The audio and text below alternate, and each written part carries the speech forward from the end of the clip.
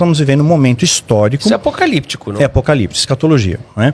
É um momento histórico onde os sinais que se molduram ao nosso entorno corroboram para validar as profecias bíblicas e nós estamos vendo o final dos tempos. Nós estamos chegando muito próximo a tudo. Tudo que estava previsto está acontecendo, né? Então esse controle global, as pedras da Geórgia que depois explodiram, né? Que era o Stonehenge americano, explodiram. Estava lá escrito entre as diretrizes, né? Da ordem, estava manter a população em 500 milhões de pessoas. Então tem que baixar a população. Tem gente demais no mundo. Se você estudar a Agenda 2030, por exemplo... 500 milhões? 500 milhões. 2 vezes e meia a população do Brasil, né? Mais ou menos. Hoje estamos em 8 bilhões. Então a ordem agora é essa? Teria que morrer, porque é mais fácil controlar. Quem vai restar? Você tem que controlar algo, porque hoje, como a gente estava falando, inteligência artificial vai substituir a mão de obra humana, como já substitui muitas fábricas. Então vai ficar muito mais gente desempregada. Vai precisar de uma receita. Aí favorece mais ainda o grande reset. Não só isso, ela pode perder seu CPF, pode perder seus direitos, né? Quem determina quem sobra? Então, existe um grupo, né? Aí eu falo sobre isso, até onde foi permitido. Eles entendem o seguinte, eu estou falando aí sobre a Irmandade, a seita que eu fiz parte. Eles acreditam que eles são descendentes de uma linhagem pura. Como se fosse meio Hitler, sabe? Eu ia falar isso né? agora, meio Hitler, né? Então, Hitler foi uma espécie de protótipo mesmo do anticristo. Então, essa linhagem, ela vem de uma linhagem profana. Então, Caim matou Abel. Foi o primeiro crime da história. Um irmão matou o outro. Aí Caim teve filhos e filhas, né? E aí, as filhas de Caim, os anjos caídos, isso é mais retratado no livro de Enoque, a versão etíope, tem na Bíblia também, Gênesis capítulo 6. Vendo os filhos de Deus, as filhas dos homens eram formosas, possuíram, né, e nasceram gigantes, em grande estatura e muita inteligência. Se pegar a cultura dos povos pré-diluvianos, até da antiguidade, é assustador. Até hoje ninguém sabe como é que se faz uma pirâmide. Tem N teorias, mas não se sabe como é que se faz isso.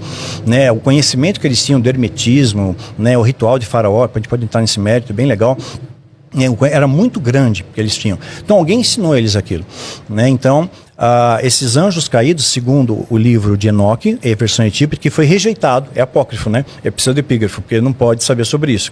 Então a igreja censurou esse livro é um livro censurado. Na época da Inquisição, se você fosse capturado e tivesse o livro de Enoque, ou tivesse copiando ele, você ia para o Tribunal do Santo Ofício, ia morrer.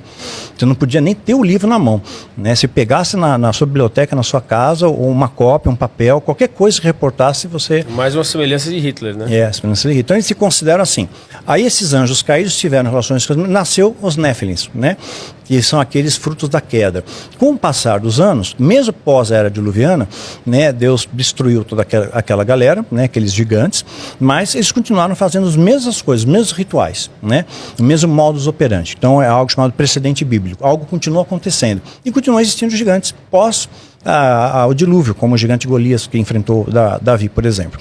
E hoje, com essa digamos assim que o diabo aperfeiçoou a técnica genética dele, e não existem mais gigantes em estatura, mas pessoas alteradas, geneticamente modificadas, que estão preparadas para suportar a canalização de um principado, de uma potestade, que, em falta de uma palavra mais adequada, teria muita energia.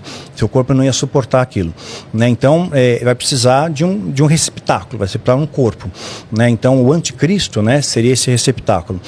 Então, ele vai ter que ter o apoio também do falso profeta. Aí, Apocalipse 17, vai ter uma profecia tal, que vai chegar nos papas, vai chegar no próximo papa, né, que vai se pautar no 8º rei, que vem desde o Tratado de Latrão, você começa a fazer uma contagem, o próximo papa vai ser o 8º rei. Né, você não pode contar com o primeiro, que era Pio XI, ele já estava em exercício, quando o Tratado de Latrão foi assinado. Então ele não conta, tem que vir da mesma linhagem, tem um conclave, tem que acontecer a partir dali. E aí o próximo papa, coincidentemente, está muito perto, né, o 45º presidente norte-americano, né, 459, foi o Trump, que começou a governar em 2017. Olha que coisa curiosa. Aí a gente amarra coisa legal. Interessante, hein? Agora ainda mais falando do Trump. Olha que coisa interessante. E, aliás, o genro dele é amado pelos judeus, né?